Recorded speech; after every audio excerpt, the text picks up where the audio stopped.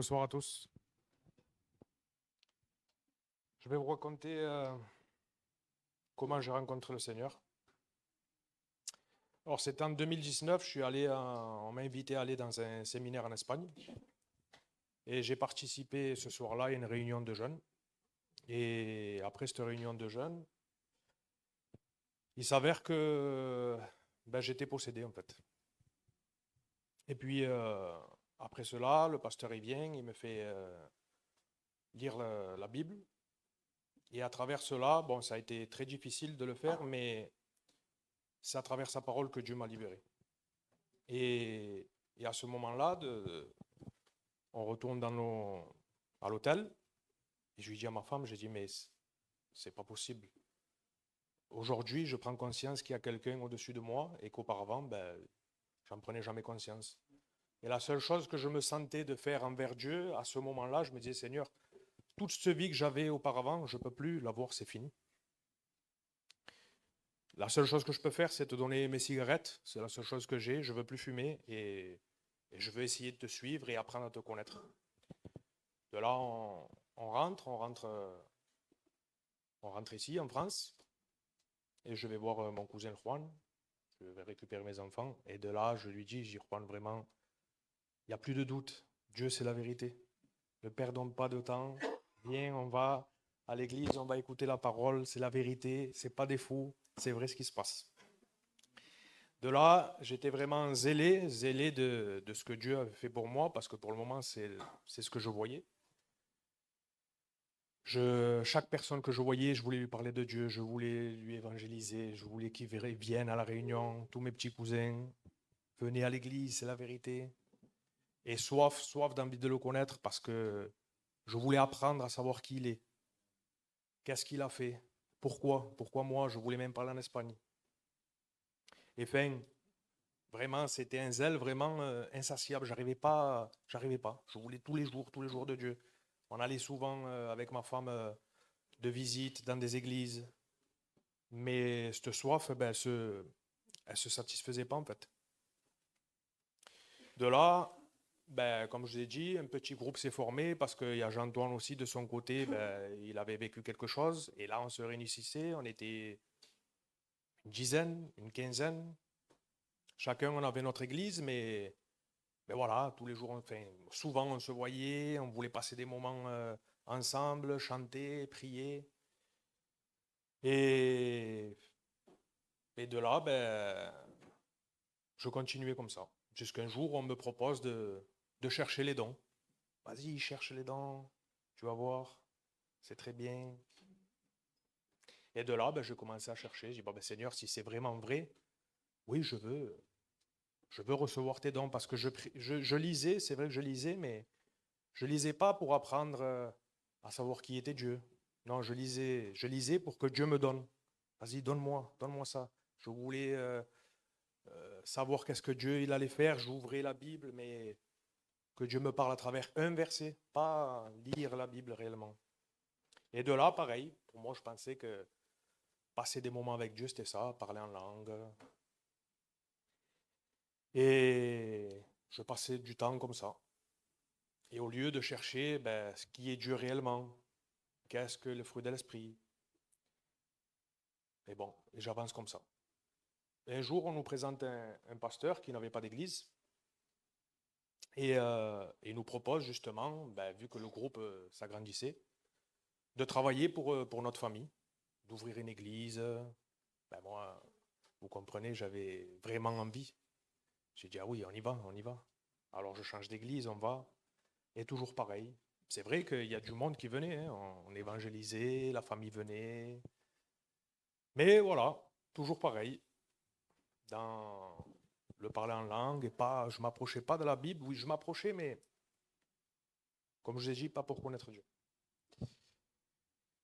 Et puis, à force, parce que ce pasteur, il était comme nous, en fait, hein, on était dans la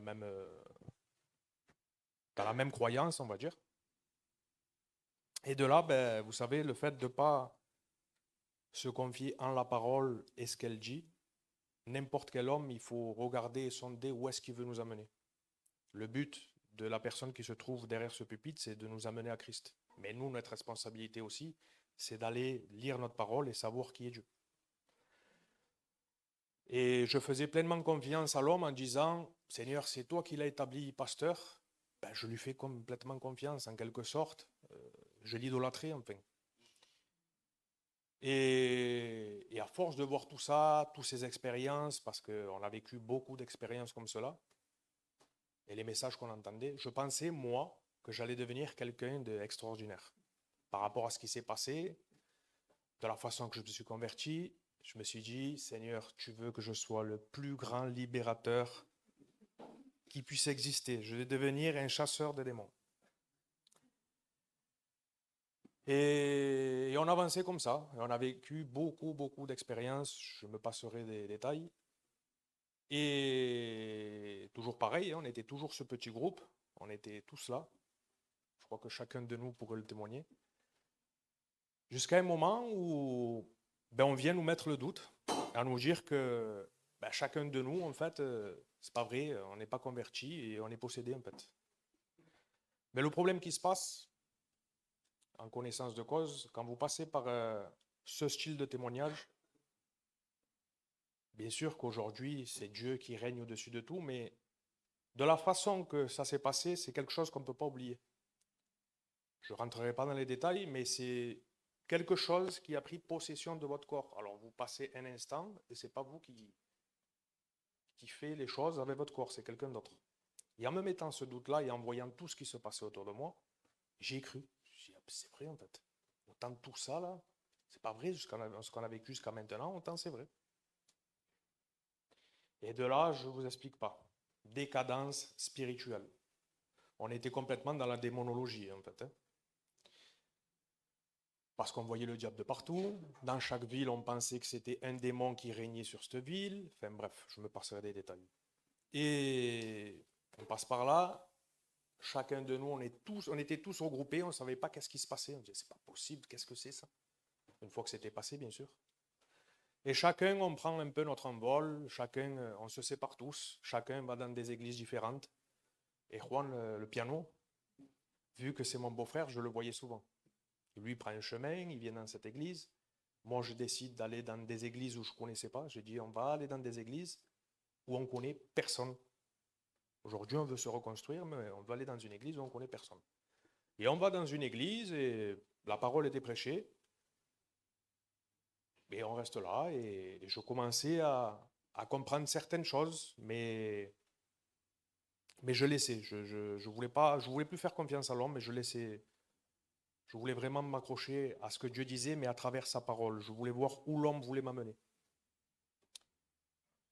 Mais on continue comme ça pendant un petit moment. Et puis j'ai mon frère qui vient et me dit, ah, tu ne peux pas rester ici. Tu ne peux pas rester ici, il faut que tu me suives. Je l'ai reçu parce qu'on était plein dans les dons et tout ça. Un songe, il faut que tu me suives. Et comme c'était mon petit frère, je dis, bon, je vais le suivre. Toujours pareil, je le suis. Je vais dans une autre église.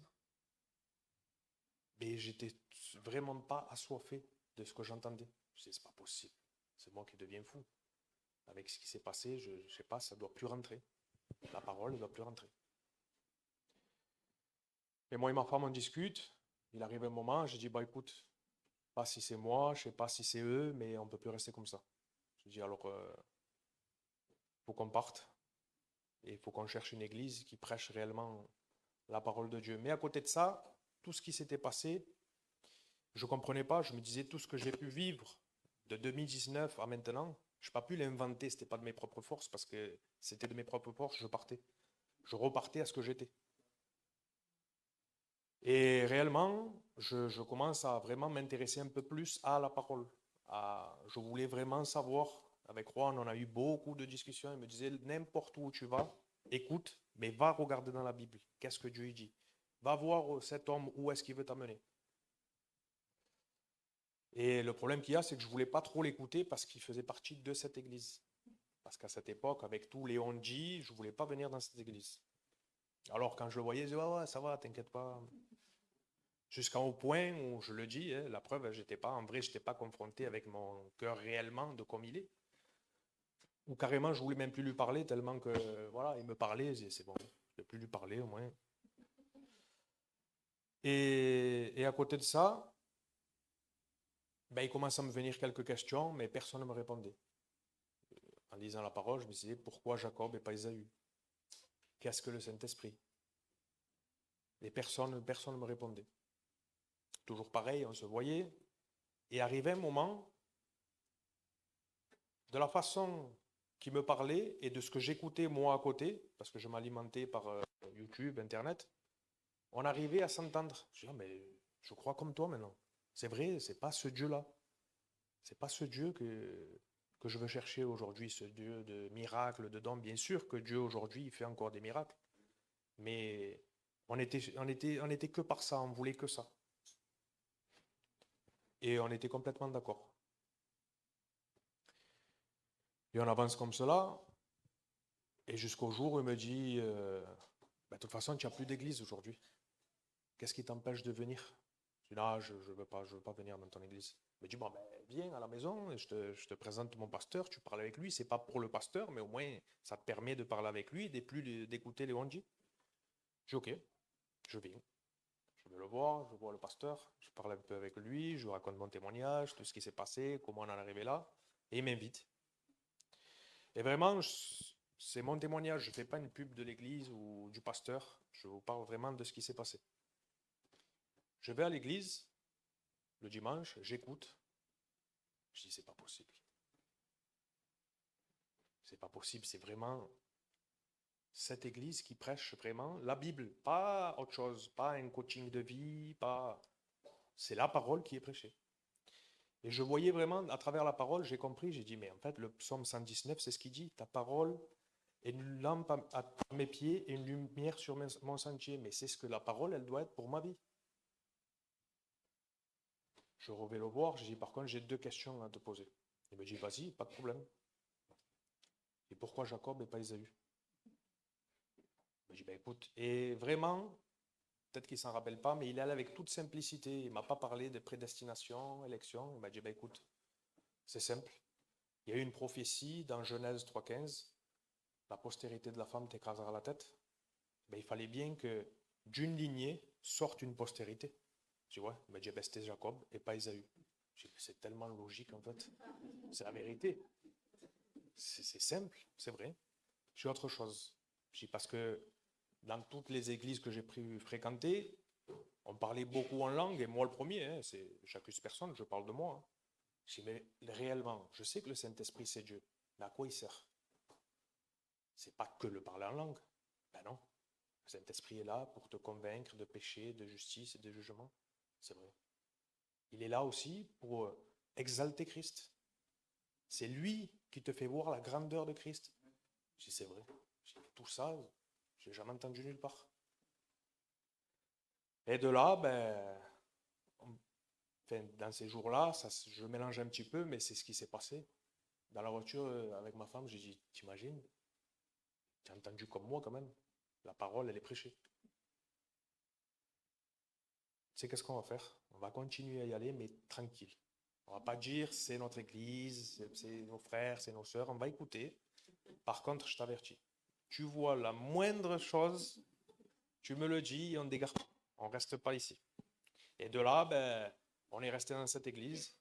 Et là, j'ai compris. J'ai compris tout ce que, auparavant, cette soif que j'avais, j'ai compris que je pouvais l'avoir qu'en Dieu, en apprenant à le connaître, en sachant qui il est, qu'est-ce qu'il a fait. Qu'en fait, qu'on était imméritant. Oui, bien sûr que si on devrait être jugé par lui, on méritait l'enfer, mais lui, non. Il a décidé autrement. Et vraiment, je dis ça pourquoi? Je dis ça parce que j'étais quelqu'un qui prenait la parole, mais juste pour mes propres intérêts, pas chercher réellement à apprendre à connaître Dieu. Pour mes intérêts à moi, ici, pas. J'étais quelqu'un qui voulait savoir la vie des gens, parce que Dieu le faisait. J'allais voir des personnes et Dieu me disait, enfin Dieu, ses expériences me faisaient croire que je savais tout des gens. Mais il faut s'attacher sur la parole de Dieu. C'est dans sa parole que nous avons la vérité. Voilà, que Dieu vous bénisse.